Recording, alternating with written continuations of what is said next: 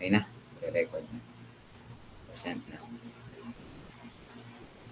This call is now being recorded. This now is being recorded. Abuzi, abuzi, abuzi. O, diba? Ba ito, yung Module 5 yan, hindi. Wow. Number 6 na to, sir. Ayan, kaya tayo. 6 na yan, ha? 6. O, advance na kayo, masyado. Alam nyo ba na itong 6 is pang second periodical exam na yan? O, natapos nyo na yung first periodical exam. Feeling ko, tataas ng grade nyo, no? Feeling ko lang, kasi mapiling si sir. Doon, wala na akong ibibigay na icebreaker, ganyan na, kumustahan, kasi lang, parang minute ko lang kayo kasi masakit sa aking damdamin na kayo wala sa akin eh. Wala akong magagawa dahil yun ang plano ng may kapal. Sige na, sige na. Iyan ako na to. Yung mag-alala, hindi masasayang yung mga scores ninyo. Yung mga nagre-recite palagi, ganyan. Still, yung mga yon ibibigay ko pa rin para hindi naman para fair yung lapat kasi sa akin kayo galing. Yan. O, di ba? Nasa data na tayo, di ba? Ito na yung masayang part eh. Pero after nag-6, kasi sa data management, meron na tayong tinatawag dito na statistical table. Ito yung papasok na si statistics. Statistics po is mayroon na tayo dyan si mean, median, mode. Yan. Solve na tayo ng mga range. Madali lang yun eh. Napakasimple lang yun, lalo na kung may calculator ka. Okay, ang bilis-bilis natin mag-solve dyan. Kasi may mga shortcut din yung mga yun eh. Sayang, ituturo ko din yung shortcut nun eh. Pero hindi ko na kayo estudyante. Wala.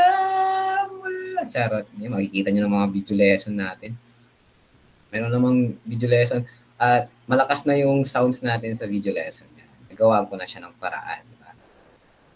So data management na po tayo, responsible handling of data and data presentations. Ano nga po itong data? Okay. Ano nga po itong data, guys? When it comes to statistics, kasi kapag sinabi mong statistics is a collecting, summarizing, interpreting of the data. Yan yung sinasabi nating statistics. Anyone from the class, when you heard the word data, ano yung pumapasok sa isip niyo? Anyone? Just raise your hand if you know the answer. Anyone?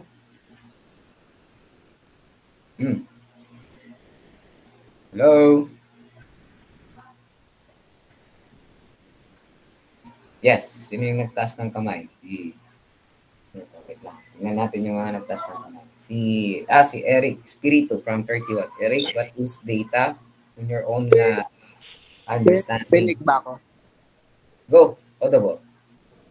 Sir, data, it is a fact that is collected together po para makapagawa po ng analysis ganito or reference. Reference. Analysis, reference. Tama po ba yung dinig ko? Yes po, sir. Very good. One point for you. So, tama yung sinabi ni Eric, no? It is a set of facts, no? Na kung saan. Para in order for us, if ever na meron na tayong data, na hinahawak, so we can interpret na po. We can interpret, analyze the problem. Yes, that's why a data. Because data is all about information, di ba? Data, informasyon na hawak mo. Pag may data ka na nahawak, ibig sabihin you can interpret na. Pwede ka na magplano. Just like yung mga investigador, di ba? If you are a detective, you are investigating something. Oh, you need an evidence. And that is the data. Kasi yung tinatawag na raw information or set of facts na give us information na about sa gusto mong maging. Parang grade 12, grade 11 kayo, di ba? Mayroon kayong research. Oh, grade 12 kayo, for sure, may research kayo. Lalo yung mga Hume system. Di, alam ko lahat eh, may research eh. Di ba? Data. That is a number one big word when it comes to statistics and when it comes to research. Kailangan natin ng data. And dapat, yung data natin, dapat totoo yan. And always remember that data, hindi lang yan nagpapakita ng lahat ng bagay na kailangan natin. Okay? Pero binibigyan niya lang kayo ng part of the picture. Again, data, hindi lang niya nagpapakita ng ng mga bagay na kailangan mo, pero it is only a part of the picture. Say, if we're going to relate it to deductive and inductive, um, data lang yun. Ibig sabihin, you are not certain. Meron ka pang, your conclusions are not certain. You are investigating, di ba? Because kailangan mo pang patunayan na totoo yung mga ebidensya na meron ka or data na meron ka. Okay? And welcome to module number 6 about data presentations. And data presentations have 3. And that is textual, graphical, and tabular. Mamaya explain natin yan. And meron tayong tatlo dito na objectives. We're done with defining data. Sabi ni Eric, kanina, tama yun. And determine the importance of handling data ethically and responsibly. Simple lang naman, di ba? Dapat, kapag may hawak kang data, dapat mayroon kang tinatawag na privacy. Identify different data presentation. We're going to identify the different data presentations. Yung kanina sinabi ko sa inyo, tatlo yun. Textual, tabular, and the graph. From the word itself, text. From the word itself, tabular, table. From the word itself, graphical, graph. Di ba? Yun lang yun. Walang tayo magkumustahan kasi hindi na ako yung teacher nyo. Charot! Sana okay lang kaya. Okay ka lang ba, Hillary?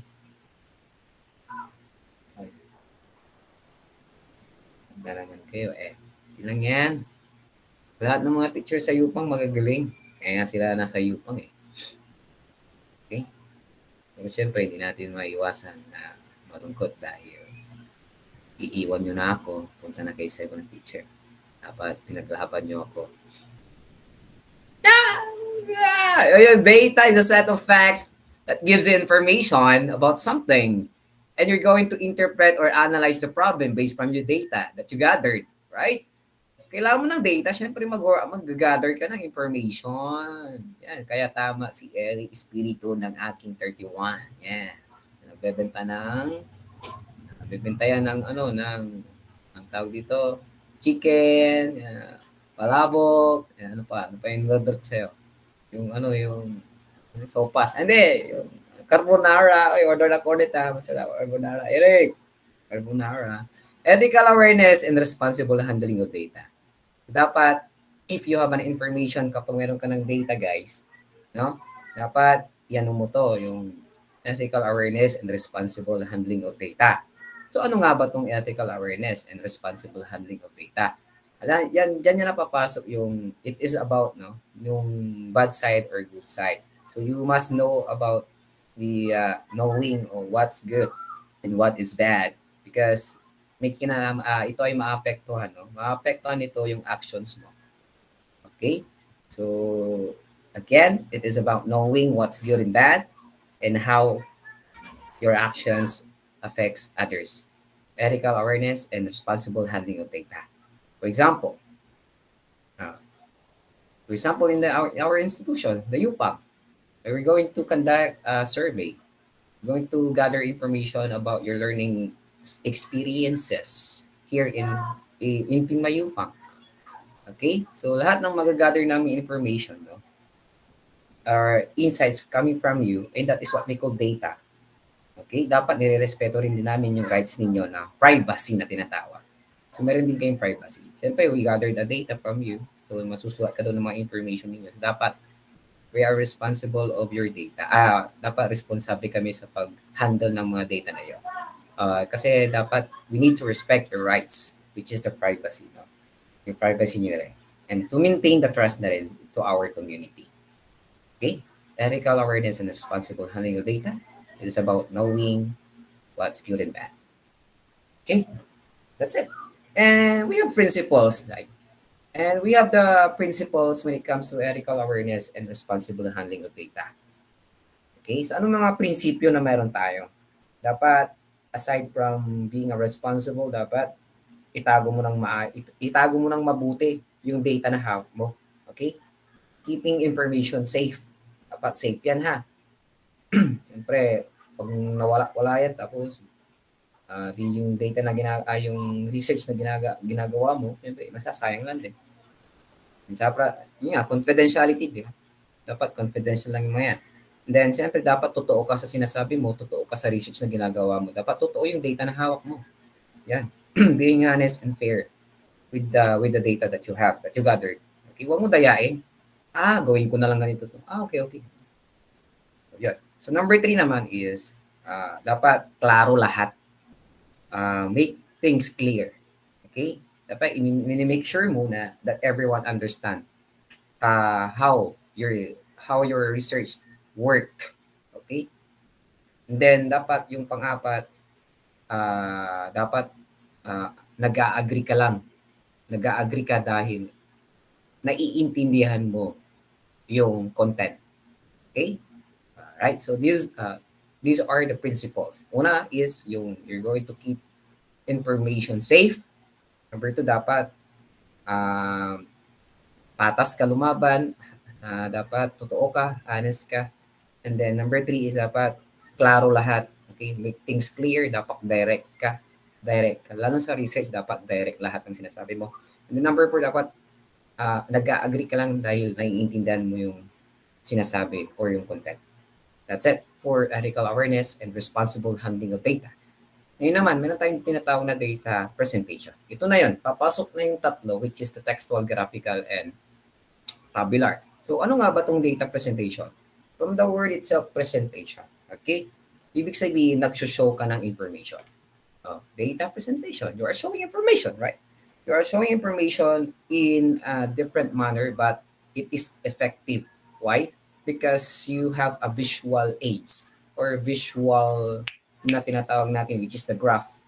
Yan. Di ba? You are a visual learners. Most of you, visual learners kayo kasi Gen Z kayo eh. Gusto nyo lagi may nakikita kayong bagay eh. Di ba? Kaya hawak-hawak nyo palagi yung phone ninyo. Nasanay kayo na may nakikita kayong mga visual aids or mga something na nahahawakan ninyo, nakikita ninyo mga mata, hindi lang po nadidinig. Kundi gusto nyo nadidinig nyo, nakikita ninyo, nahahawakan ninyo. Okay, again, data presentation is a showing information in an effective format. Why? Why is it? Why do we need to present it using graph, using tabular, using text? Pero para mas klaro at easy to understand. That is the main purpose of data presentation. Kaya nga tayo nagpe-present, kaya tayo naglalagay ng mga graph, ng mga text, ng mga table to easily understand the research na ginagawa mo or the data na nag-gather mo. Diba? Ganyan yun, papasok na si textual dyan. So ano nga ba itong textual? Siyempre kapag sinabi mong textual, yun na yung text. Okay? Text. Ano ba itong text? O diba, na-try nyo yung mag-text. Sa amin, nung panahon ko, panahon pa ng kupong-kupong, text ang tawag namin. Uso ang text. Yung pinapalipad mo, text yung papel. Yun, uso yun. Hindi yun, charot lang. Text is yung message. Message, text, yung hindi kailangan ng data. Pero load, kailangan mong mag-load. Okay? Text ang tawag namin noon. Ngayon, messenger na, di ba? May mga Twitter na. Nag-tweet na siya. Nag-ano na siya sa IG, di ba? Gano'n. Ngayon, sa amin, nag-text na. May mga GC pa kami. Di ba? Clan, ganyan. Mga old style. Kayo, high-tech na lahat eh. Yun nga. Di ba? Pag sinabi mong text, it is written, no? It is written or printed words. Okay? Again, from the word itself, textile, ito yung text po. Okay? Yung text po yan, it's printed yan. Okay? It is printed and written. Kung saan, nagko-convey ng message. Kaya ng text, di ba?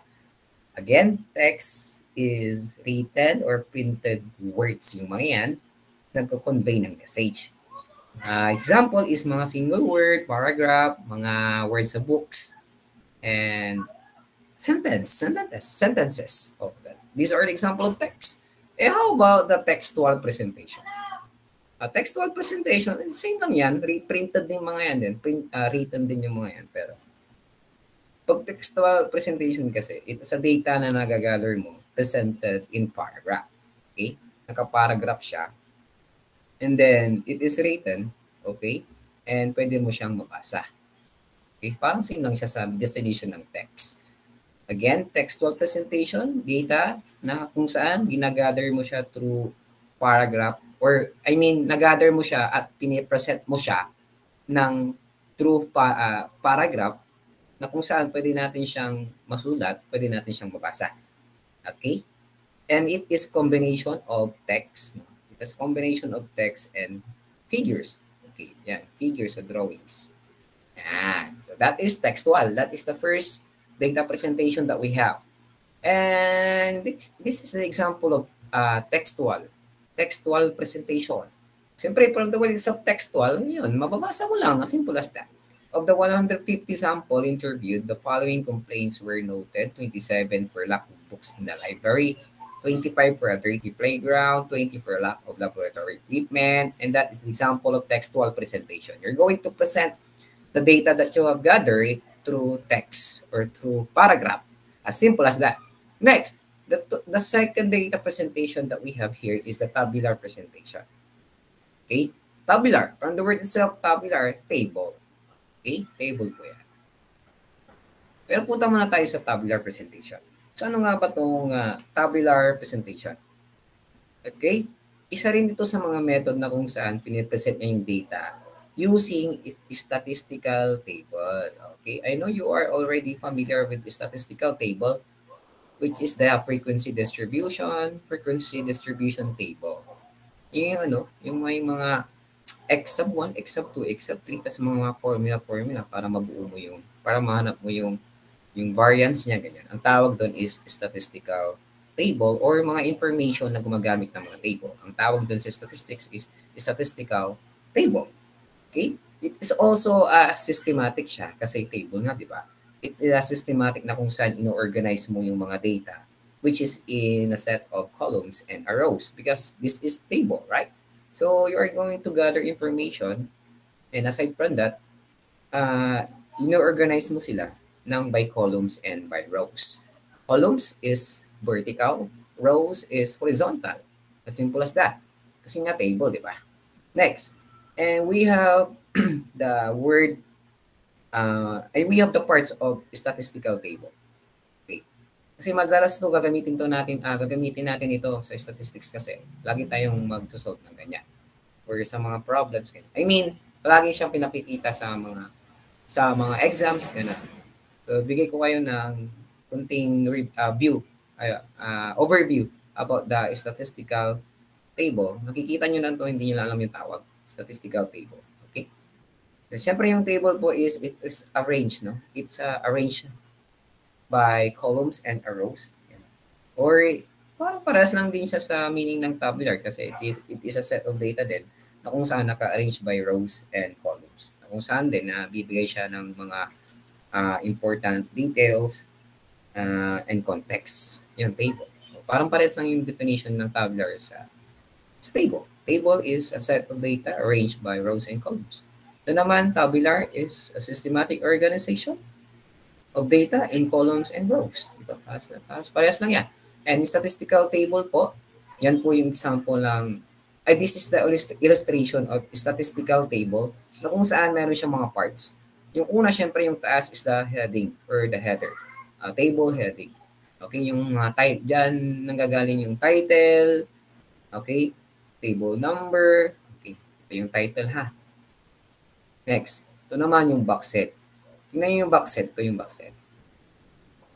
Yung box set po, kung titinan nyo yan yung tinatawag natin na top. Okay, top of the column. Okay, top column yan. Ito naman, itong body, yung body niya is siyempre yung content. Okay, body is the main part. Okay, this is the main part. Main part of the table. Yun na yung mga data. Next is yung stubs. Ano iba yung mga stubs? Yung stubs is kung ano yung nasa box head, yun yung binibigyan niya ng kinakategorize niya. Stubs ang tawag doon. And kinaklasify niya yung nasa box head. For example, kapag sinabi mong kontinente, ano yung mga kontinente natin, guys? We have 7 continents, right? Tama ba? Okay. 7. Ano yung una? Can you give me one? Continent. Hello? Go lang. Mag-open lang kayo ng mic. Bigyan nyo lang isa. North America daw. Asia, di ba? So yung box head natin, ilagay ko dyan continent. Tapos dito sa stubs, lagay natin Asia, North America, ano pa ba yun? Kalimutan ko na yung ano ko, history ko, Asia, and so on and so forth. Okay? So ayaw nagigets yung point ko dito. So yes, Australia, South America, yan. So under siya ng stubs. Okay? Kasi yung categories. Kina-categorize mo siya. Okay? Next po yung footnotes naman. Yung footnotes, it is like a statement or a statement about the table. Okay? This is the, para siyang caption. Yun yung magandang term dito. Footnotes, it is like a caption. You are describing the body or the body of the table or the statistical table. Again, footnotes, it is like a caption. Okay? It is a statement inserted or a notes. And mayroon pang nawawala dyan, guys, is yung nasa baba ng footnotes, which is the source. Ito yung source note. Dapat yung data na pinagkuhanan mo, dapat nilalagay mo yung source mo dito. Di ba may data ka na? Ngayon, ilagay mo naman yung source na pinagkuhanan mo. Kaya meron tayong source note. So meron tayong 6 na parts ng statistical table. Table heading. Number 2 is stubs. Number 3 is box head. Number 4 is the body. Number 5 is the footnotes and the source notes. So 6 yan ha. Ito yung example niya, tingnan nyo. This is the table heading, and this is the country which is the box head, and this is what we call stubs, categorize siya. Okay, this is the country, United States, India, Brazil, France, Russia. So country yung mga yan, and it's what we call stubs. This is what we call box head. This is what we call the heading, yan, yung header niya or the table heading. And these are the main part of the table, which is the body. And this is what we call the footnotes. Okay? And yung footnote na tinatawag. And then yung sa baba naman, source note naman yan. Yung pinagkahuanan, source note. Diba? So these are the 6 parts of the statistical table. I hope nakuha ninyo. Okay, this is the last data presentation that we are going to discuss, which is the graphical presentation. So ano nga ba itong graphical presentation? So siyempre, meron tayong tinatawag na graph dito. Okay? Ito naman yung mga graph. So sana familiar pa kayo sa mga kinds of graph, no? Kinds of graphs or diagrams ninyo. So meron tayong graphical presentation dito. It is another way on how to present the data. Okay? Which is the graphical presentation. Na kung saan gumagamit siya ng graph, syempre. Okay? Graphs and diagrams. Mga drawings, gano'n. Drawing ka, figures. Yeah. And of course, ito din yung method na kung saan ini-study mo yung studying the cause and effect. The cause and effect relationship. Okay? Yan. Yan, papasok yan. And then, syempre, isa rin ito sa mga tumutulong para mas mapadali natin, no? Or it help us, no? Easy and quick understanding of data. Kasi nga, graph siya. O parang same din sa table, di ba? Ini-help din tayo ng table na may understand. Pero ito, according to our research, no? Graphical presentation daw is para siya yung pinaka-importante sa tatlo, graphical presentation. Kasi ito na yun, ipe-present mo na yung, kunyari may research ka, kahit may table ka, hindi pa concrete yon, hindi pa pulido yon kasi kailangan mo pa siyang i-graph, kailangan mo pa siyang magpakita ka pa ng ibang way on how you're going to convince your panel, the panelists, di ba? Through graphical presentation.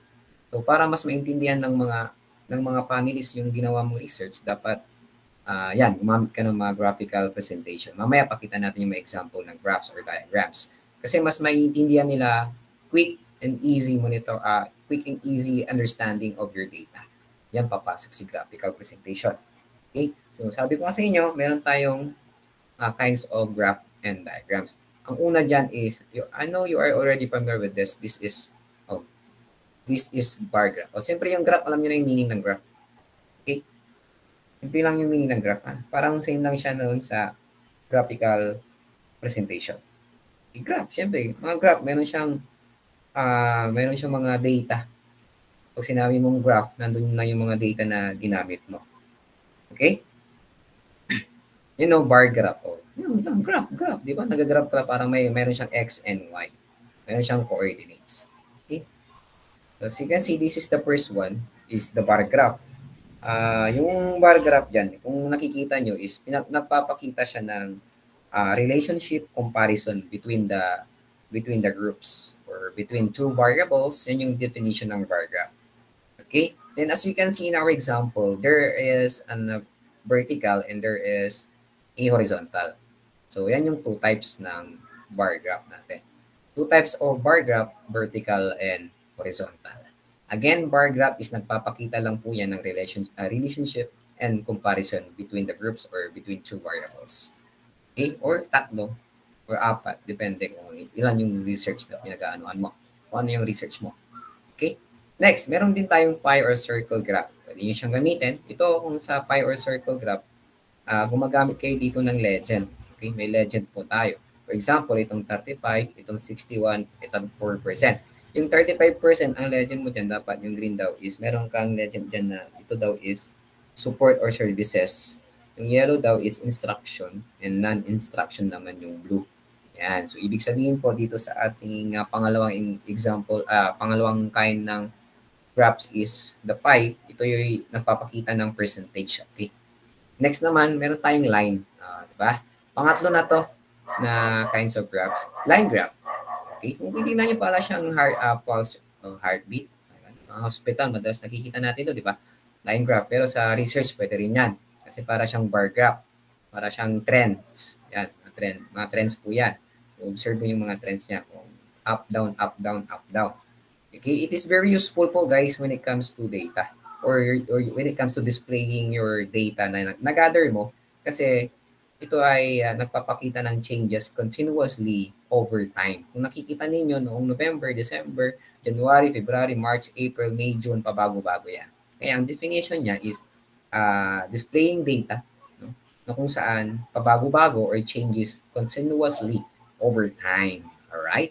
Next, ito namang last one na to, pictograph. From the word itself, pictograph, pictures. So as you can see, there is a pictures. That's all. Pictograph.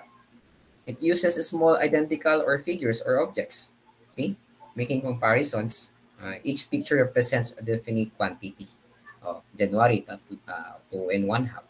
February, 1 and 1 half. March, 3. Type A, 1, 2, 3, 4, 5, 6. Diba? Each picture represents a definite quantity. Quantity is bilang. Okay, again, we have 4 kinds of graph na na-discuss natin dito. Bar, magagamit ito sa research ninyo, pie, line, and pictograph. Okay? And we have 2 types of data. So, what are the 2 types of data? Sige nga, may nag-advance ba sa inyo? Anyone? What are the 2 types of data?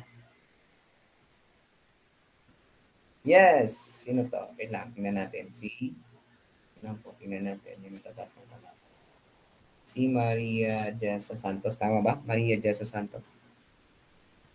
The 2 types of data po are categorical data and numerical data po. Thank you. What is your black? 30 po. 30. Okay. Tama yon. So, meron tayong dalawang klase ng data. Yan yung kinakategorize natin and mayroon din tayong numerical. So, punta muna tayo. Let's deal with categorical. So, ano nga ba itong categorical data? I mean, from the word itself, categorical, kinakategorize natin yung mga bagay-bagay. Okay? We're going to organize individual or things or groups based on their characteristics. Okay? Based on their characteristic. Okay? For example, we have gender. Okay po. Kasi nga sabi nga dito is categorize. Kinakategorize natin siya. If we're going to categorize male and female, ano sila? Gender. We're going to categorize the eye color. Example is yung eye color natin. Yan yung mga brown, green, ganyan. gray, black, brown, something like that.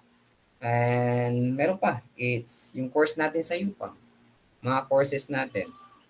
Diba? Meron tayong nursing, meron tayong engineering, meron tayong education, accountancy, and such. Those are the categorized or categorical data. Kung napapansin ninyo, nag-categorize siya. Kapag sinabi mong gender, meron siyang male at female. Pag sinabi mong eye color, meron siyang brown, meron siyang green. Pag sinabi mong mga courses, meron siyang nursing, meron siyang engineering. So, okay? I hope it is clear. Categorical po yan. Punta naman tayo si numerical data. Alright? Numerical, o di ibig sabihin, may number na yan. Categorical yan, ay numerical yan eh. So, ibig sabihin, ito yung data na kung saan there is a numeral values. Okay, may value na dito. Okay, values are expected na po. So, kanina, nagbigay tayo ng mga examples sa categorical. Ito naman, example niya dito yung mga temperature, weight, height, yung pulse rate, heart rate, ganyan. Yan po, dyan na po papasok yung mga yan. Number of children, kasi may number na yung pinag-usapan yan eh. Yung values na yan eh. Values are expected when it comes to numerical data. When it comes to categorical data, wala pong mga numbers ang included, okay? Excluded po yung mga numbers yan. So, kung mapapansin ninyo, it's all about characteristics. Okay, character. Alright. Next, meron tayong classifying numerical data or two types of variable na under ng numerical data. So ano nga ba itong dalawang types ng variable na ito na kung saan under ng numerical data? Yes, Garcia, raising your hand. Rena, Two types of numerical data is discrete variables and continuous variables. All right, that's it. Thank you. From what section? Block 31 po. 31. Kapag sinabi mong numerical data classification, yun yung dalawang klase ng variable na meron tayo. Napag-aralan nyo yan nung grade 11 kayo, yan yung tinatawag nating discrete at yun yung tinatawag nating continuous. Kapag sinabi nating discrete guys, discrete variable, yun yung kaya natin siyang bilangin. We can obtain the values by simply counting. Okay? An example niyan is yung number of children. Okay? Number of children in hospital, number of children in charity. Yan. So, pwede mo siyang ma-count. There is an ending. Okay? The values that we obtained here in discrete variable, kaya natin siyang bilangin. Example niyan is yung kanina, yung number of children in hospital, number of children in charity, and number of male students in your block. You can count it, right? And number of patients in hospital. Now, number of patients in of a cancer, number of patients na merong tuberculosis. Diba? Meron tayong data yung mga yan. Meron tayong, we can count that one. Okay? Nakakount natin sila. Ito namang si number 2, sabi ni Miss Garcia, is yung continuous. A continuous variable. Tingnan nyo yung word ng continuous, tuloy-tuloy lang siya. Ibig sabihin, there's no ending. Parang ganon. Pero ang parang sa math natin dito, yung yung discrete is parang whole number siya. Whole number. Yung CV naman or the continuous, it is like a decimal form. Naka-decimal form siya. Ibig sabihin, pwede siyang maging decimal numbers. Okay? Or fraction. Ganun. Ito na yung measure or measuring. Okay? So, kanina, counting. You can count it using our hand. Okay? Measuring naman, you can measure it using measuring tools. Something like that. Yung mga example nito din napapasok si temperature. Yan. Temperature, distance, yung distance, kilometers, meters, yung area, okay? The area of the land, the density, the age. Yung age natin kasi hindi naman pwedeng maging whole number yan. Kasi di ba tuloy-tuloy tayong tumatanda.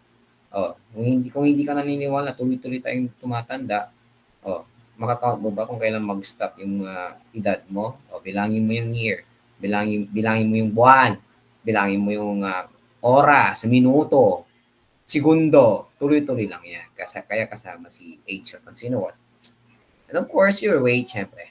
Kasi yung weight natin pwede siya maging 51.5, yung temperature natin pwede siya maging 37.6, yung area natin pwede maging decimals, di ba? Yung distansya natin pwede siya maging decimals, kaya CV siya. Measuring tools, yung mga yan. Okay, the length, okay, the width, something like that. That is the continuous variable. Paano pag yung buhok? Sir, yung buhok. Sige nga. Identify nyo nga kung DV or CV yung buhok natin. Yung buhok, discrete or continuous? Come again?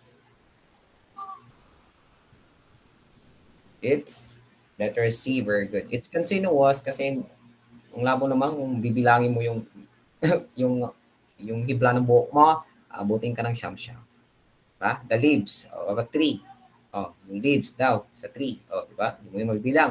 Bilangin mo yung bago mo mabilang yung leaves ng acacia, na ang bagal ka la.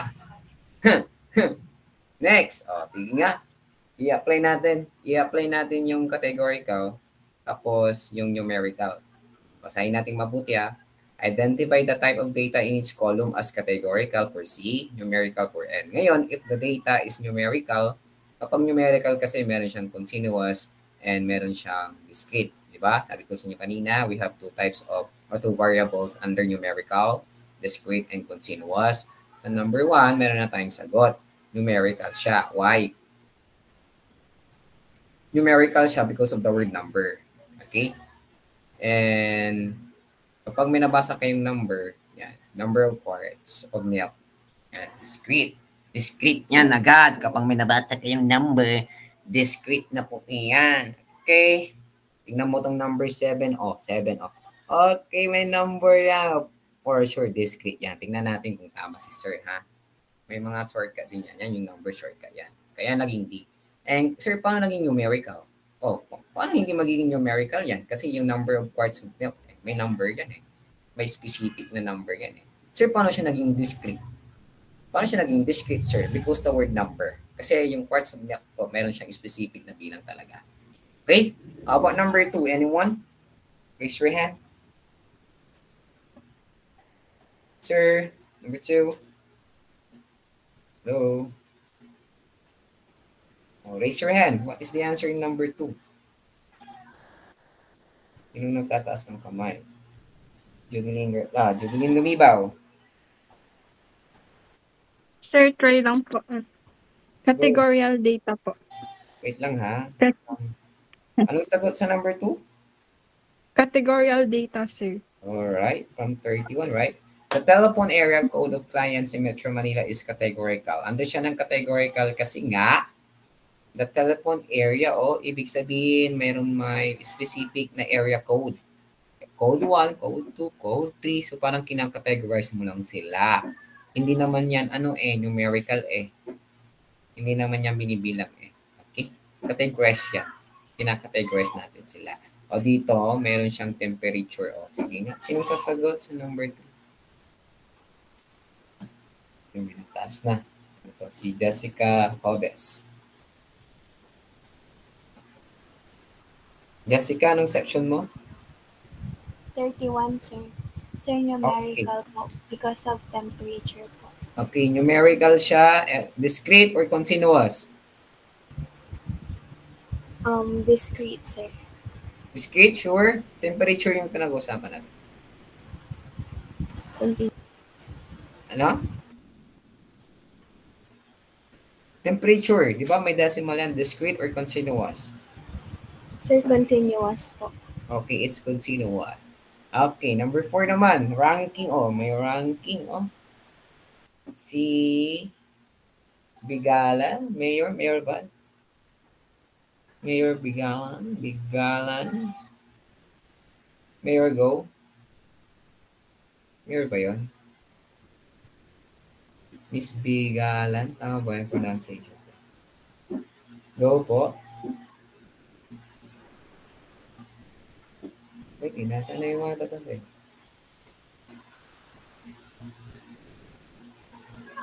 Ito si ano na lang, si Mabanglo. Georgel Mabanglo. Sir, try lang po, sir. Go lang. Ano po? Numerical data tapos continuous po. Sa Numerical. number po. Number Opo, 4 is tapos- numerical. Paano mo nasabing And- numerical? Sa number 4 ng mga employees sa rankings. The ranking.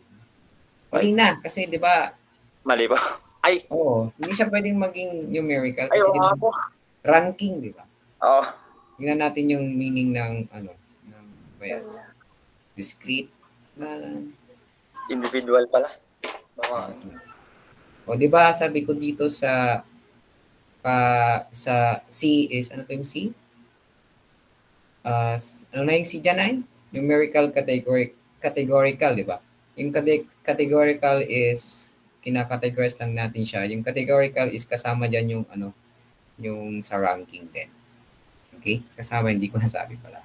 Kasama yung ranking dyan kasi hindi mo naman siya binibilang eh. Kinakategorize mo lang siya or kinaklasify mo kung sino yung una, pangalawa, okay?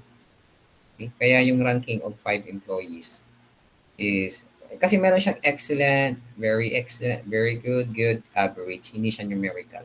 Character siya, no, di ba? Siya ay excellent, di ba? Characteristics yan. Very good. So, ibig sabihin, categorical yan. Okay? How about number 5? Si Macaranas. Macaranas, ano yung section mo, Mabanglo? Block 30 po, sir. 29. Si Macaranas eh.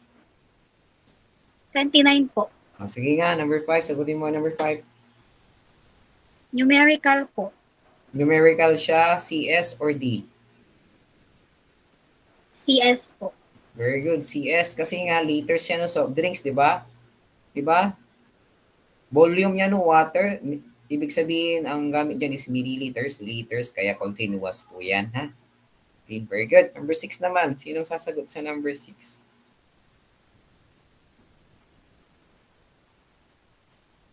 Try natin yung number 6. Francesca de Guzman, answer. Sir, numerical po, tapos Ganyan po. continuous. What is your section? Block 29 po. Sabihin niyo muna yung section niyo pag nagre-recite. Okay. Ano yung sagot mo sa number 6? Numerical. Very good. Kasi, Numerical, tas continuous po.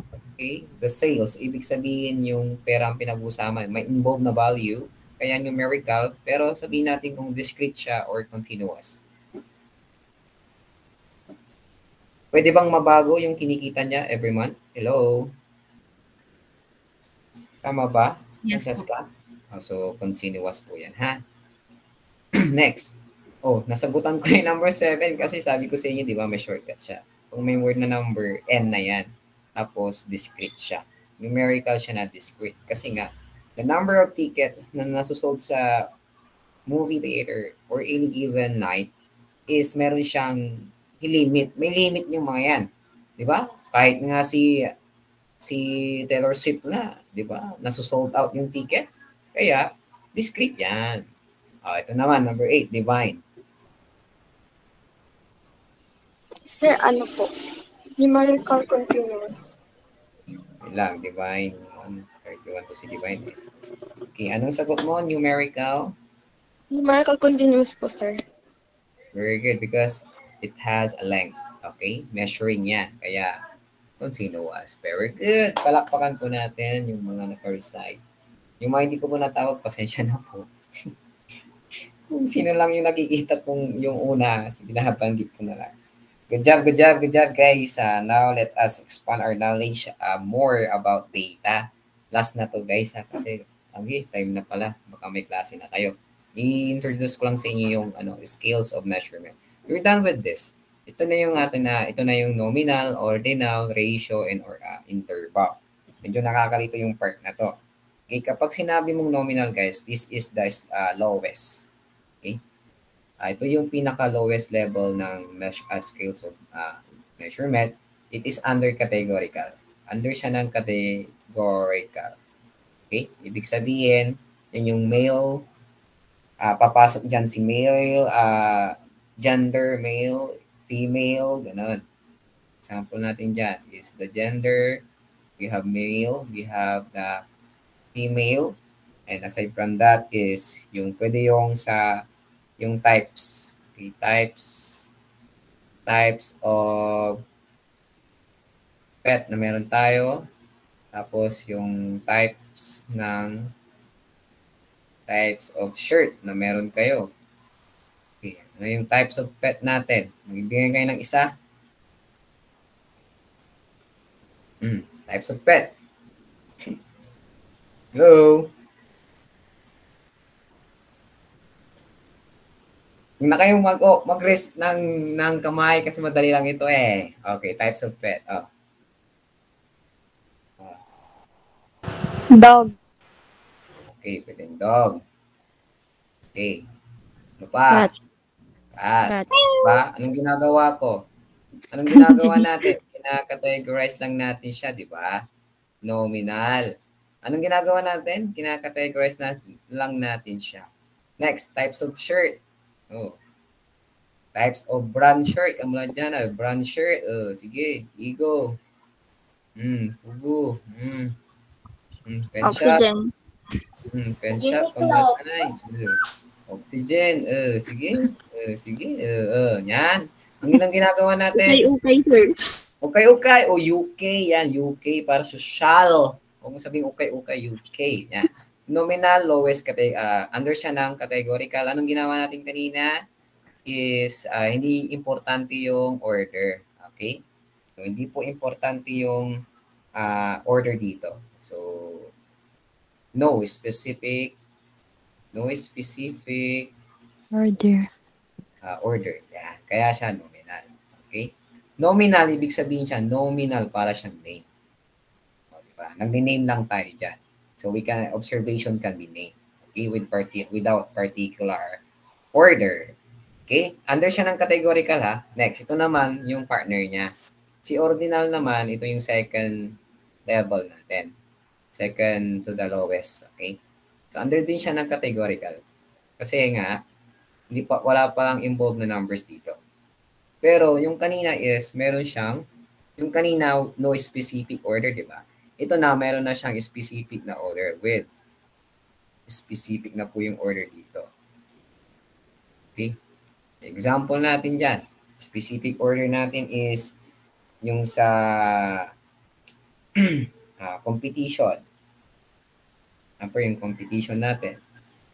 Meron tayong first place, second place, meron tayong third place, at meron tayong fourth place. Diba? Kung titignan nyo dyan, meron siyang order. We already know that first place is higher than second place. We already know that second place is higher than third place. Ibig sabihin, yung order po is importante po sa ordinal. Okay? With a specific order. Kaya sinawag siyang ordinal order. Okay? But the difference are not concerned. Okay? We cannot measure it. Okay? So, ibig sabihin, hindi pa siya numerical. But, alam natin yung order. Alam natin yung order, kaya hindi pa siya under ng numerical. Okay? Under pa siya ng categorical kasi hindi natin siya kinukuha yung kung ilan yung grade ng first place, ilan yung percentage ng second place, hindi pa siya magiging numerical. As long as walang involved na numbers, categorical. And then yung competition kasi, ang pinag-uusapan dyan, yung mismong order lang, kung sinong highest.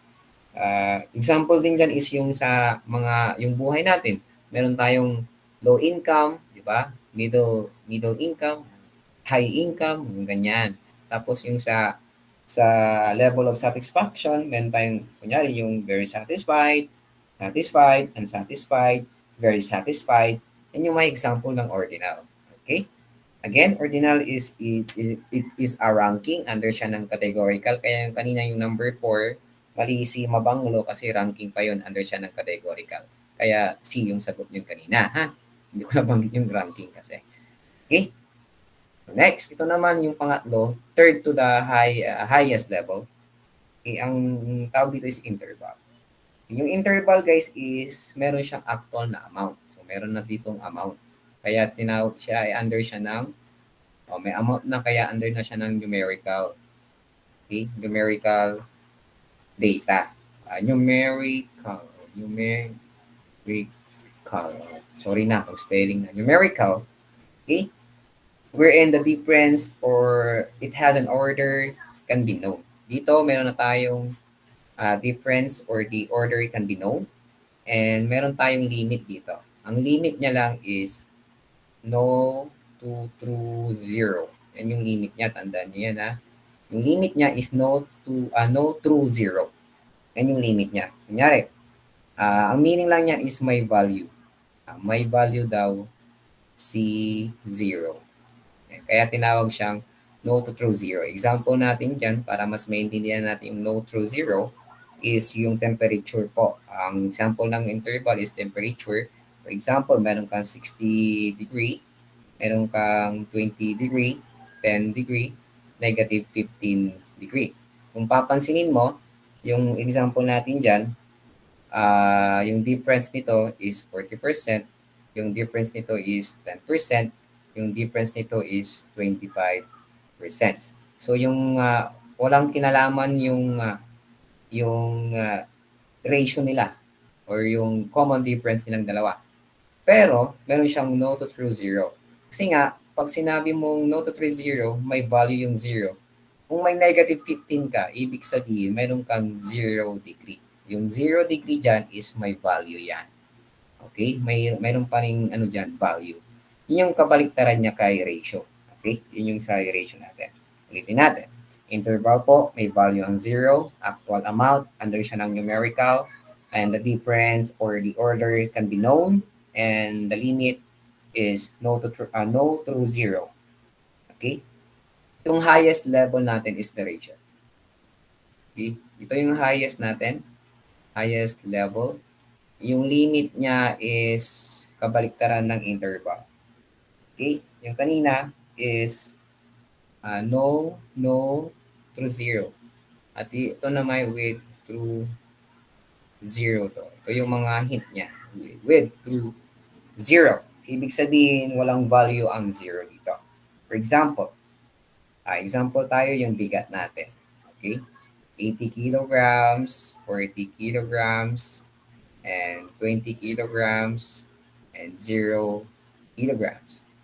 Okay? Ito yung difference nila is 40. Ito ang difference nila 20. Ito difference nila parang by 20, di ba? Parang 20 plus 20 yung sa kabila, 40. Okay, gagawin ko itong para mas accurate siya. 60 tapos may 40 kilograms. Parang may common difference sila. Yun yung pinagkaiba ng interval at yung ratio. Kung tingnan mo yung ratio, parang may meaning. May meaning yung mga numbers na or may pattern na binibigay kapag sa ratio. And aside from that is yung 0 is walang value. Sabi ko kasi walang value yung 0, di ba? Siyempre, bigat yan eh. 0 kilogram is walang bigat, di ba? Walang value yung 0 kilogram yan. Kaya with through 0, yun po yung meaning niya. Okay? Or walang timbang. Tapos yung mga numbers na binibigay, may meaning. Okay? Para siyang may pattern. Yan yung pinagkaiba niya. Kasi ang hirap i-identify ng dalawang ito. Okay? Since it's already time na yan. It is only a overview of our lesson. Pero ang haba-haba ng lesson 6, at least na natakal na natin yung iba. And again, thank you for listening. It's already time. Baka hinahanap na yung Ma'am Lizelle. Thank you guys. Thank you for listening. Bye-bye. Thank you guys. Bye-bye po. Bye, sir. Sige. Fine, thank you, sir. Thank you. Bye, sir. Love you. Sige. One more. Mas selos na yung jowa ko. Agay sir. Natalawa ya, sir. Okay. Bye, Stephanie. Sige. Sige, pasok na kay Ma'am Lizelle.